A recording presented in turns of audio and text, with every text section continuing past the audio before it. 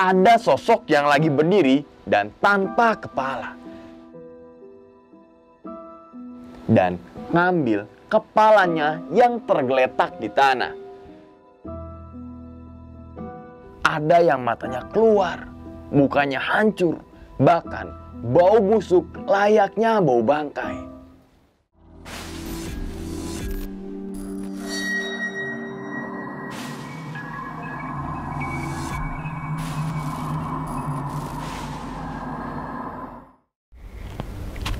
Aduh, kopi nih. Sip. Musim hujan, celana pada basah semua. Kesarungannya lah.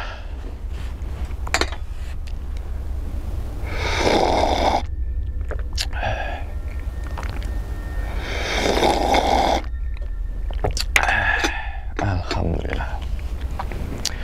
Assalamualaikum warahmatullahi wabarakatuh. Kembali lagi bersama gue, Sumar Adiwijaya, atau biasa dipanggil Umang, dalam segmen Kisah Mistis Pendaki. Keberadaan gunung dan hutan memang terkenal akan mistis dan horor. Oleh karena itu, tidak aneh, banyak kesaksian para penjelajah maupun pendaki gunung memiliki kisah horor di setiap perjalanannya. Gunung Slamet memiliki ketinggian 3.428 mdpl dan merupakan gunung tertinggi di Jawa Tengah, serta tertinggi kedua di Pulau Jawa setelah Gunung Semeru. Secara administratif, Gunung Slamet ini terletak di antara 5 kabupaten, yaitu Kabupaten Brebes, Kabupaten Banyumas, Kabupaten Purbalingga, Kabupaten Tegal, dan Kabupaten Pemalang, Provinsi Jawa Tengah. Gunung Slamet ini mempunyai 6 jalur pendakian. Di antaranya adalah jalur Bambangan, Batu Raden, Guci, Kaliwadas, Kaligua, dan juga Dukuh Liwung. Nama Slamet diambil dari bahasa Jawa yang artinya selamat, dan gunung ini diberi nama oleh Syekh Maulana Maghribi, yaitu seorang penyebar agama Islam yang berasal dari negeri Turki. Di sana, dia merupakan seorang pangeran. Dan nama Gunung Slamet itu diberikan karena dipercaya tidak pernah meletus besar dan memberi rasa nyaman bagi warga sekitar. Menurut kepercayaan warga setempat, bila Gunung Slamet sampai meletus besar, maka Pulau Jawa akan terbelah menjadi 2 bagian. Dan tentunya kalangan pendaki mungkin gak asing dengan 2 pohon yang nampak seperti pintu gerbang. Dan konon katanya celah di antara 2 pohon tersebut adalah kerajaan gaib Gunung Slamet. Dan namun gak ada bukti ilmiah mengenai hal tersebut.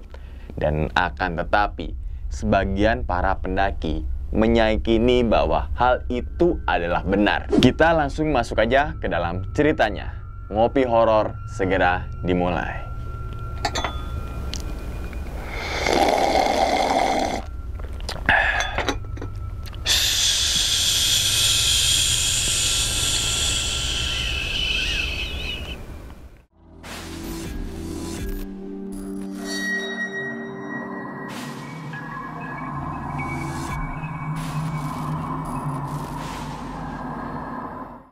Pada video kali ini, atau pada kesempatan kali ini, gue akan membawakan cerita dari Ridwan ketika mendaki ke Gunung Slamet pada tahun 2018.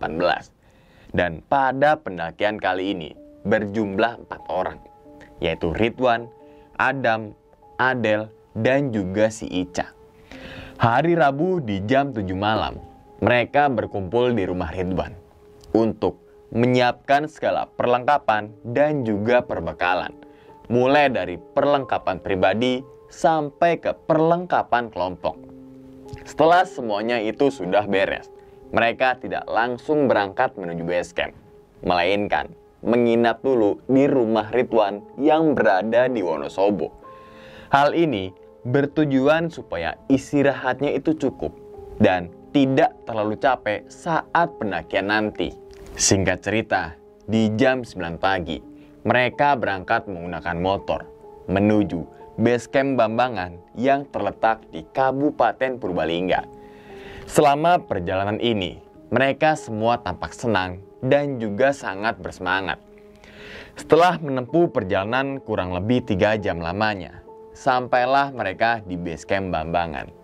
Saat itu, kondisi base camp tidak terlalu ramai dan tampak sepi karena mereka mendaki di hari biasa atau hari weekday. Biasanya pendaki yang di Gunung Slamet itu biasanya itu ramai kalau hari Sabtu dan juga Minggu. Kemudian mereka segera mengurus perizinan agar gak terlalu kesorean dan biar gak terlalu malam sampai di tempat camp nanti. Setelah semuanya itu sudah mereka urus, mereka langsung memulai pendakian. Tentunya mereka berdoa terlebih dahulu agar diberikan kesehatan dan juga keselamatan saat pendakian nanti. Tepat di jam 1 siang, mereka mulai melangkahkan kakinya. Dan kondisi cuaca pada saat itu sangatlah cerah. Dan pikiran mereka pasti mendapatkan view yang bagus ketika berada di puncak nanti. Formasi pendakian pada saat itu adalah Adam berada di depan, disusul oleh Adel, Ica, dan Ridwan posisinya paling belakang atau sweeper. Trek dari base camp menuju pos 1 diawali dengan jalan aspal sampai ke gerbang pendakian. Kemudian mereka melewati area perkebunan milik warga dan jalurnya belum terlalu menanjak. Aduh, lagi hujan nih. Lanjut aja deh ya. Semoga suaranya nggak noise gitu. Setelah beberapa menit berjalan, sampailah mereka di deretan warung milik warga. Awalnya mereka kira itu adalah pos 1. Dan ternyata itu adalah pos bayangan. Di sini tempat para pendaki beristirahat sejenak untuk mencicipi semangka dan tempe goreng yang dijajakan oleh warga di sana. Pos bayangan ini mereka nggak istirahat terlalu lama dan kemudian melanjutkan perjalanan menuju ke pos 1. Setelah berjalan 2 jam lamanya, sampailah mereka di pos 1. Pos 1 ini bernama Pondok Gembirung, yaitu terdapat sebuah shelter besar untuk istirahat para pendaki. Dan setelah 10 menit beristirahat, mereka melanjutkan perjalanan menuju ke pos 2 atau pos berikutnya.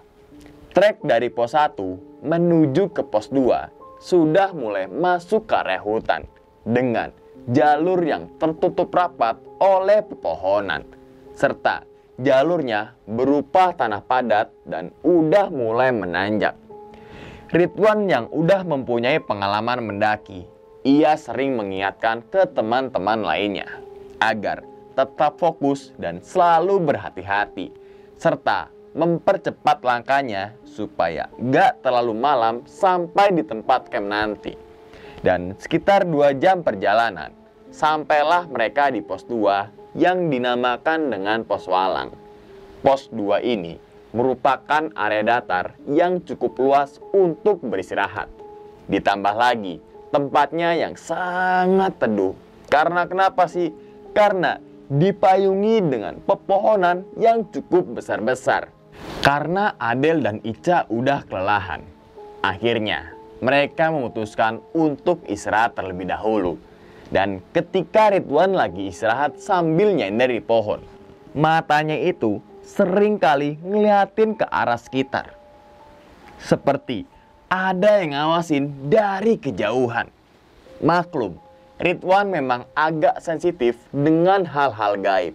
Jadi ya maklum ya, ia itu sering sekali merasakan keberadaan sosok yang tak kasat mata. Karena merasa nggak nyaman, Ridwan ngajak ketiga temannya untuk melanjutkan perjalanan. Alasan pada saat itu udah terlalu sore. Dan di saat mereka lagi jalan, tiba-tiba ada suara aneh dari arah belakang. Dan suaranya itu seperti hembusan angin, namun berirama seperti hembusan nafas manusia. Spontan, Ridwan langsung ngeliat ke arah belakang. Namun, gak ada siapa-siapa, melainkan hanya pepohonan yang dibalut oleh kabut tipis, sehingga menambah kesan seram saat berada di hutan. Adel yang kebetulan penakut langsung nanya nih ke si Ridwan, "Wan, itu suara apaan ya?" "Oh, itu mah suara angin, Del. Yuk jalan lagi, biar nggak kena malam kita."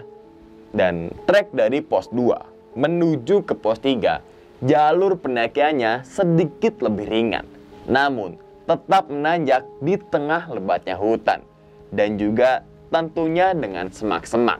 Di sela-sela sore hari yang udah hampir gelap, banyak suara-suara aneh yang muncul dari kiri dan juga kanan jalur. Mulai dari suara burung, binatang, dan juga suara lainnya, sehingga membuat bulu kuduk merinding seketika. Saat itu, Ridwan selalu mengingatkan ketiga teman-temannya agar tetap tenang dan selalu membaca doa selama pendakian. Sekitar 1 jam berjalan, sampailah mereka di pos 3 yang dinamakan dengan Pondok Cemara. Di sini berupa tanah datar yang lebih kecil daripada pos 2. Saat itu, Adel minta istirahat lagi karena kakinya sedikit sakit di bagian paha. Lalu, Adel minta tolong ke Ica untuk mengoleskan krim pereda nyeri di bagian pahanya. Dan di sela-sela mereka lagi istirahat, Ridwan ini buka omongan. "Abis ini itu pos 4, namanya Samarantu." "Hah? Samarantu?" ucap Adel dengan raut wajah yang ketakutan. Kemudian Ridwan ngasih penjelasan ke Adel kalau pos Samarantu itu bukanlah pos yang seram, melainkan Samarantu merupakan jenis pohon yang berada di pos 4. Maka dari itu, pos 4 dinamakan dengan pos Samarantu. Setelah kondisi kakinya Adel itu udah membaik, akhirnya mereka melanjutkan perjalanan menuju pos berikutnya. Dan gak lupa juga untuk memakai headlamp terlebih dahulu, karena hari udah mau gelap. Formasi pendakian masih tetap sama, yaitu Adam paling depan, disusul oleh Adel, Ica, dan Ridwan paling belakang. Dan saat perjalanan itu, mereka berempat saling diem-dieman dan gak ada obrolan sama sekali. Hanya keheningan hutan yang dibalut oleh gelapnya malam. Buset, puitis banget gue. Aduh.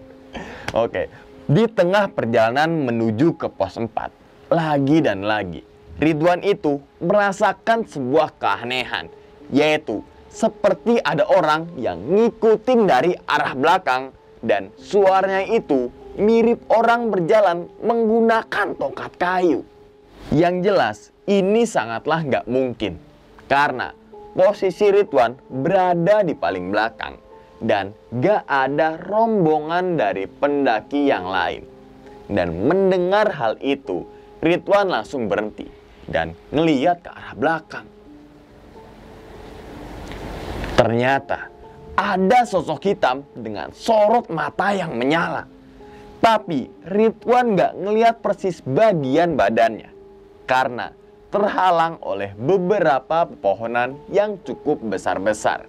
Saat itu Ridwan tetap berpikir positif. Ya mungkin bayangan hitam itu adalah bayangan pohon yang terkena cahaya headlamp. Kemudian mereka terus melanjutkan perjalanan menuju pos berikutnya. Detik demi detik, menit demi menit, mereka berempat terus menyusuri hutan di gelapnya malam. Dan saat perjalanan itu, entah kenapa, mata Adel ini terus ngeliatin ke beberapa sudut pohon. Dan ketika Adel ngeliatin pohon besar, tiba-tiba terdengar suara wanita ketawa dari atas pohon. Dan Ridwan yang tahu akan hal itu, dia ini langsung teriak, "Jangan takut Del, itu mah cuman suara burung malam." Karena Adel penasaran, ia langsung ngarahin headlampnya ke atas pohon. Ternyata samar-samar ngeliat ada sosok wanita berambut panjang, memakai gaun putih lusuh, dan terdapat bercak darah sambil meliatin sinis ke arah si Adel. Adel yang gak bisa nahan takut, ia hanya bisa nutupin matanya dengan kedua telapak tangan. Dan melihat hal itu lagi dan lagi, Ridwan ini teriak dari belakang, "Berhenti dulu, break!" gitu kan. Dan akhirnya mereka istirahat di sebuah tanah datar yang gak begitu luas. "Kamu kenapa, Del?" "Aku ngeliat itu, Mas." "Ah, gak ada. Itu cuma halusinasi kamu doang itu mah, Del." Dan saat itu mereka bertiga nenangin keadaan Adel agar jangan terlalu takut dengan hal-hal seperti itu, serta pikirannya harus fokus ke pendakian saja. Dan setelah kondisi Adel ini udah membaik atau udah mendingan, mereka melanjutkan perjalanan menuju pos berikutnya. Di tengah perjalanan, Adel ini minta untuk istirahat karena kakinya kembali merasakan rasa yang sakit. Dan entah mengapa ada sesuatu yang aneh terjadi di kakinya Adel, yaitu kakinya tiba-tiba membiru. Padahal selama perjalanan tadi, Adel sama sekali nggak jatuh ataupun tergelincir. Dan Ridwan yang mengerti akan hal-hal seperti itu langsung ngobatin kakinya Adel.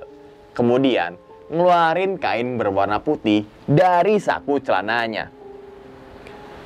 Kain tersebut dibasahin dulu dengan air, lalu ditempatkan ke kakinya Adel yang sakit itu.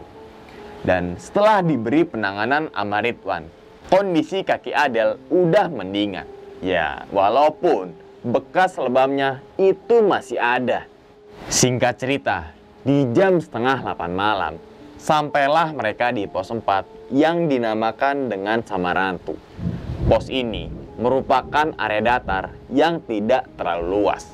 Dan ketika mereka baru sampai di pos Samarantu, tiba-tiba angin berhembus sangat kencang dan seakan-akan hendak menyambut kedatangan mereka berempat.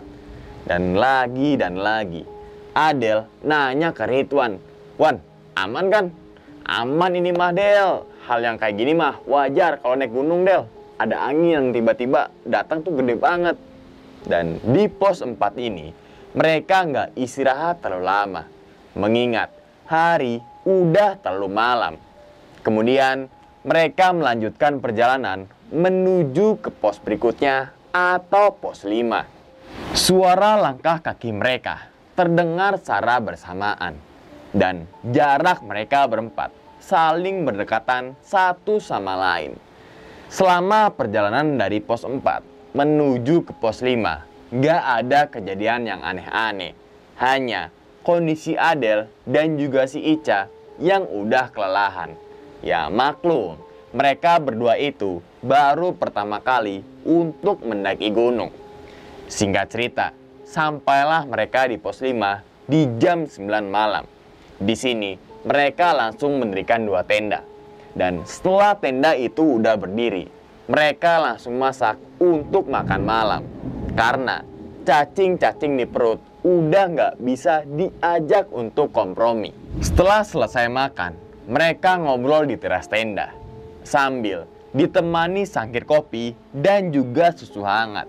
Dan di saat mereka berempat ini lagi ngobrol, tiba-tiba terdengar suara benda jatuh dari arah belakang tenda. Dan mendengar suara tersebut, mereka ini semua kaget. Yang mereka takutkan adalah itu suara binatang buas. Dan saat itu Ridwan langsung keluar tenda untuk mengecek apakah itu benda jatuh atau memang binatang buas. Dan ketika Ridwan senterin ke arah semak-semak, ternyata ada sosok yang lagi berdiri dan tanpa kepala. Kemudian sosok tersebut ngambil sesuatu ke arah semak-semak dan ngambil kepalanya yang tergeletak di tanah. Melihat hal tersebut, Ridwan langsung merinding seketika. Berarti suara benda jatuh tadi merupakan sosok kepala buntung. Saat itu Ridwan langsung masuk ke dalam tenda. Dan sesampainya di tenda, Adel, Ica, dan juga Adam ini nanya, "Tadi suara apaan, Wan?" "Oh, itu mah cuma dahan pohon yang jatuh." Dan untuk mengalihkan pembicaraan, Ridwan menyarankan untuk segera tidur agar bangunnya enggak kesiangan. Karena kenapa sih? Karena di jam 4 pagi nanti mereka akan jalan menuju puncak Gunung Slamet. Saat tidur itu, Ica satu tenda dengan Adel, sedangkan Ridwan dan Adam di tenda satunya lagi. Di jam 1 malam, Adel ini kebangun akibat kebelet tipis. Dan karena Adel ini adalah orang penakut dan gak berani kencing sendirian, ia langsung bangunin Ica. Kemudian mereka berdua itu keluar dari tenda. Setelah keluar dari tenda, Adel langsung nyari lokasi untuk buang air kecil. Dan sedangkan si Ica hanya nunggu di depan semak-semak aja. Ketika lagi nunggu Adel, Ica ini gak sengaja ngeliat ke arah kanan. Samar-samar terlihat bayangan putih yang gak begitu jelas. Melihat hal tersebut, Ica sedikit cuek. Dan mungkin yang dilihatnya adalah kabut malam. Sekitar 3 menit kemudian, Adel keluar dari lokasi ia kencing. Dan Ica langsung ngegandeng tangannya Adel untuk balik lagi ke tenda. Namun saat Ica megang tangannya si Adel, ia merasakan tangan Adel itu dingin banget dan gak seperti biasanya. "Tangan kamu dingin banget, Del." Dan namun Adel gak menjawab pertanyaan dari Ica. Dan pandangannya Adel itu kosong melompong. Dan baru aja beberapa langkah, Ica dengar suara Adel dari arah belakang. "Ica, Ica, tungguin, Ica di dinding," gitu kan. Dan ketika Ica nengok ke arah belakang, ternyata Adel baru selesai kencing. Spontan Ica langsung ngeliat ke arah tangan kanannya. Ternyata yang Ica pegang itu adalah batang kayu dan bukan tangannya si Adel. Saat itu Ica sempat mikir, berarti yang ia gandeng tadi itu siapa? Atas kejadian tersebut, Ica langsung nyamperin si Adel dan langsung ngajak buru-buru untuk masuk ke dalam tenda. Sesampainya di tenda, Ica dan Adel ini langsung make sleeping bag dan memutuskan untuk lanjutin tidurnya lagi. Dalam tidurnya ini, Adel itu bermimpi seperti berada di sebuah hutan. Kondisi saat itu benar-benar gelap dan ia hanya seorang diri. Tampak pohon-pohon besar dan juga ilalang yang sangat rapat. Karena Adel takut, ia mencoba mencari jalan keluar. Namun, bukannya keluar hutan, tapi Adel dihadang oleh beberapa sosok gaib. Sosok-sosok tersebut mukanya sangat menyeramkan. Ada yang matanya keluar, mukanya hancur, bahkan bau busuk layaknya bau bangkai. Saat itu Adel udah pasrah. Untuk lari pun sepertinya percuma, karena Adel udah dikelilingi oleh banyak sosok yang sangat menjijikan. Dan ketika Adel ngelihat ke arah kanan, di situ ada beberapa sosok yang lagi rebutan pembalut. Melihat kejadian tersebut, Adel ini lari entah kemana. Sampai akhirnya Adel jatuh karena tertimpa pohon besar.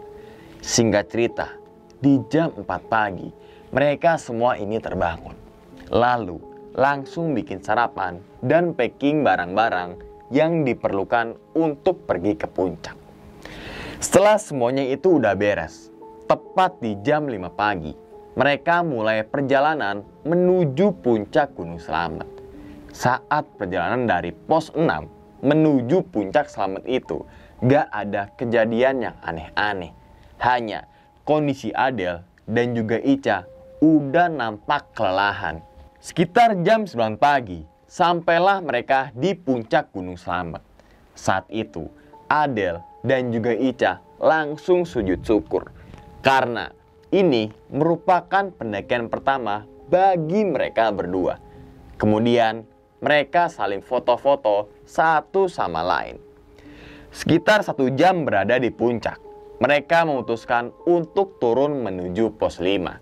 Saat perjalanan turun dari puncak itu, Adele sering sekali terpleset. Akibat ia selalu salah pijakan. Serem juga ya. Kita lanjut aja deh buat temen-temen nih. Hingga akhirnya mereka telah sampai di pos 5 lagi. Saat itu, Ridwan menyarankan untuk membagi tugas. Ada yang packing dan ada juga yang masak. Hal itu bertujuan agar bisa mempersingkat waktu, supaya gak terlalu sore saat perjalanan turun nanti. Setelah semuanya itu udah beres, di jam 2 siang, mereka bergerak turun menuju ke base camp pendakian. Formasi pendakian masih sama dengan sebelumnya. Adam itu di depan, disusul oleh Ica, Adele, dan Ridwan paling belakang atau sweeper. Perjalanan turun dari pos 5 ke pos 4 terasa sangat singkat. Sampai akhirnya pos 5 telah mereka lewati dan terus bergerak turun menuju ke pos 3. Perjalanan turun dari pos 4 ke pos 3 itu Adele lebih banyak diam dan langkahnya semakin sangat pelan. Alhasil, 3 rekannya yaitu Ridwan, Ica, dan juga Adam mengikuti ritme langkahnya si Adele. Singkat cerita, sampailah mereka di pos 3 lagi. Dan baru aja sampai di pos 3, Ica ini bertingkah aneh dan gak seperti biasanya. Melihat hal itu, Ridwan langsung turun tangan. Karena ada sesuatu yang gak beres terhadap si Ica. Ya, ternyata Ica itu kerasukan. Dan Adele hanya bisa nundukin kepalanya sambil nutupin kuping dengan kedua tangannya. Dan saat itu Ridwan serta si Adam belum tahu apa yang dimaksud oleh sosok tersebut. Dan sekitar 5 menit kemudian, sosok yang masuk ke dalam tubuh Ica berhasil keluar. Dan Ica hanya bisa duduk lemas tak berdaya. 30 menit kemudian, ketika kondisi Ica udah membaik, mereka berempat mulai berjalan turun menuju ke base camp. Saat itu, depek Ica dibawa oleh Adam, sedangkan depeknya Adele dibawakan oleh si Ridwan. Hal itu bertujuan agar Adele serta si Ica gak kecapean, serta biar langkahnya sedikit dipercepat, mengingat hari udah mulai sore. Saat perjalanan turun dari pos 3 menuju ke base camp, gak ada kejadian yang aneh-aneh. Sampai akhirnya mereka sampai di base camp di jam 6 sore. Gak tahu kenapa, baru aja sampai di base camp, si Adele ini langsung lari ke kamar mandi. Katanya ia kebelet kencing. Padahal Adele itu ingin cepat-cepat ganti pembalutnya. Dan ketika mereka berempat udah bebersih, Adele itu baru berani ngomong kalau saat baru jalan dari rumahnya si Ridwan, kondisi Adele itu udah haid atau datang bulan. Namun Adele gak menceritakan ke siapapun, termasuk ke si Ica. Di sini mereka bertiga baru paham. Ya mungkin ya, penyebab utamanya adalah Adele lagi datang bulan. Dan ditambah lagi, saat Adele kebangun pengen kencing saat di pos 5 itu, sebenarnya Adele itu nggak kencing, melainkan ganti pembalutnya yang kotor. Kemudian Adele juga menceritakan tentang mimpi buruknya. Kalau Adele dikelilingi oleh sosok yang menyeramkan dan juga menjijikan. Singkat cerita, setelah mereka bercerita panjang kali lebar, di jam 9 malam, mereka memutuskan untuk pulang saat itu juga. Mengingat besok si Adam itu masuk kerjaan.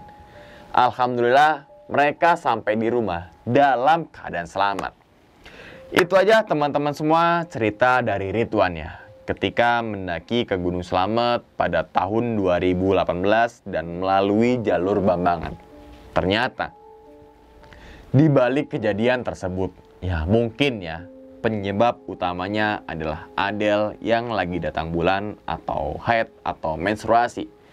Perempuan yang lagi datang bulan cenderung memang ditakuti oleh teman-teman pendaki nih, karena isu-isu yang marak mengenai makhluk-makhluk mistis yang akan mengikuti wanita yang lagi menstruasi. Terlebih lagi para pendaki gunung, pastinya gunung identik dengan banyaknya mistis dan itu akan menjadi beban moral.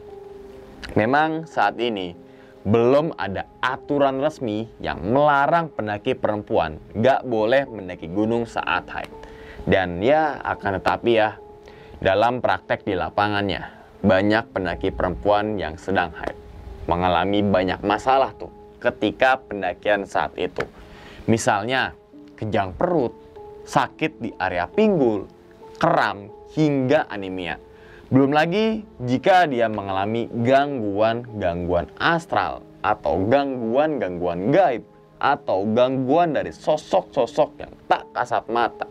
Jadi, biarpun secara aturan pendaki perempuan boleh mendaki saat haid, saya menyarankan untuk menunda dulu sampai siklus menstruasi itu selesai. Yang penting, bekas pembalutnya itu dimasukkan ke dalam plastik. Kemudian dimasukkan ke dalam ransel dan dibuang saat di base camp lagi. Kalau bisa dibuang saat di rumah. Dan ingat teman-teman semua, cerita dari si Ridwan ini ya bukan untuk nakut-nakutin teman-teman semua ketika mendaki ke Gunung Slamet ataupun ke gunung manapun. Tapi ambillah sisi positifnya dan buang sisi buruknya. Sekian dulu pada video kali ini dan nantikan video-video gue berikutnya. Hal gaib itu muncul ketika sugesti kita buruk. Wassalamualaikum warahmatullahi wabarakatuh. Selamat beristirahat.